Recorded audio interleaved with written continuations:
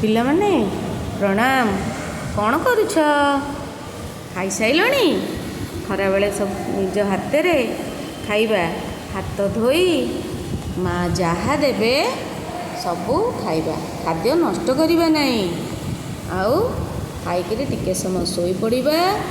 ଉଠିଲା ପରେ ମା ଗପ ଶୁଣେଇବେ ତୁମକୁ। ମୁଁ ଆଜି ଗୋଟେ ଗପ ପଠାଉଛି, ଟୋପିବାଲା ଓ ମାଙ୍କଡ଼। ଶୁଣିବା।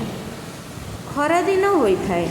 ଜଣେ ବୁଢ଼ା ଲୋକ ଟୋପି ନେଇ ହାଟକୁ ଟୋପି ବିକିବାକୁ ଯାଉଥିଲେ। ଟାଣ ଖରା ଯୋଗୁଁ ତାଙ୍କୁ ହାଲିଆ ଲାଗିଲା।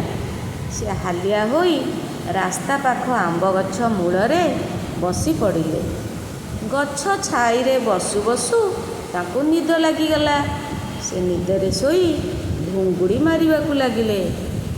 ଆମ୍ବ ଗଛ ଉପରେ ଦଳେ ମାଙ୍କଡ଼ ବସି ଆମ୍ବ ଖାଉଥିଲେ। ବୁଢ଼ା ଲୋକ ଜଣକ ମୁଣ୍ଡରେ ସୁନ୍ଦର ଟୋପିଟିଏ ପିନ୍ଧିଥିବାର ମାଙ୍କଡ଼ମାନେ ଦେଖିଲେ। ଆଉ ତାଙ୍କ ପାଖରେ ମଧ୍ୟ ଗୋଟିଏ ଟୋକେଇରେ ଲାଲ, ଶାଗୁଆ, ହଳଦିଆ ଏମିତି ଅନେକ ରଙ୍ଗର ସୁନ୍ଦର ସୁନ୍ଦର ଟୋପି ଥୁଆ ହୋଇଥିବାର ମଧ୍ୟ ଦେଖିଲେ। ମାଙ୍କଡ଼ମାନେ କ'ଣ ଭାବିଲେ କେଜାଣି ସମସ୍ତେ ତଳକୁ ଓହ୍ଲାଇ ଆସିଲେ।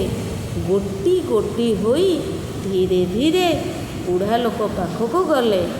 ସେମାନେ ଟୋପିବାଲାର ଟୋକେଇରୁ ଗୋଟିଏ ଲେଖାଏଁ ଟୋପି ନେଇ ନିଜ ମୁଣ୍ଡରେ ଲଗାଇଲେ। ତାପରେ ସେମାନେ ଗଛ ଉପରକୁ ଚଢ଼ିଯାଇ ଡାଳକୁ ଡାଳ ଡେଇଁ ମନ ଖୁସିରେ ଖେଳିଲେ। କିଛି ସମୟ ପରେ ବୁଢ଼ା ଲୋକର ନିଦ ଭାଙ୍ଗିଲା। ସେ ତାଙ୍କ ଟୋକେଇକୁ ଦେଖି ଆଶ୍ଚର୍ଯ୍ୟ ହୋଇଗଲେ। ଟୋକେଇରେ ଗୋଟିଏ ହେଲେ ବି ଟୋପି ନଥିଲା।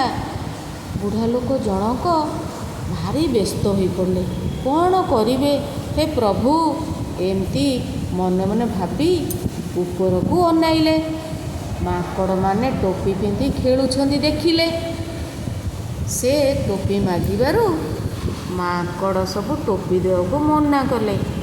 ଓଲଟା ଖେଁ ଖେଁ କରି ଖତେଇ ହେଲେ। ଟୋପିବାଲା ଭାରି ବ୍ୟସ୍ତ ହୋଇପଡ଼ିଲେ। କ'ଣ କରିବେ କିଛି ଜାଣିପାରିଲେ ନାହିଁ। ତାପରେ ସେ ଗୋଟିଏ କଥା ଭାବିଲେ। ଏଇ କଥା ଭାବି ପ୍ରଥମେ ନିଜ ମୁଣ୍ଡରୁ ଟୋପିଟିକୁ କାଢ଼ି ଦୂରକୁ ଫିଙ୍ଗିଦେଲେ। ମାଙ୍କଡ଼ମାନେ ଏହା ଦେଖି ନିଜ ନିଜ ମୁଣ୍ଡରୁ ଟୋପି କାଢ଼ି ଫିଙ୍ଗିଦେଲେ। ଟୋପିବାଲା ସବୁତକ ଟୋପି ଗୋଟାଇ ନେଇ ହାଟକୁ ବିକ୍ରି କରିବାକୁ ଗଲେ। ପିଲାମାନେ ଗପ ଶୁଣିଲ?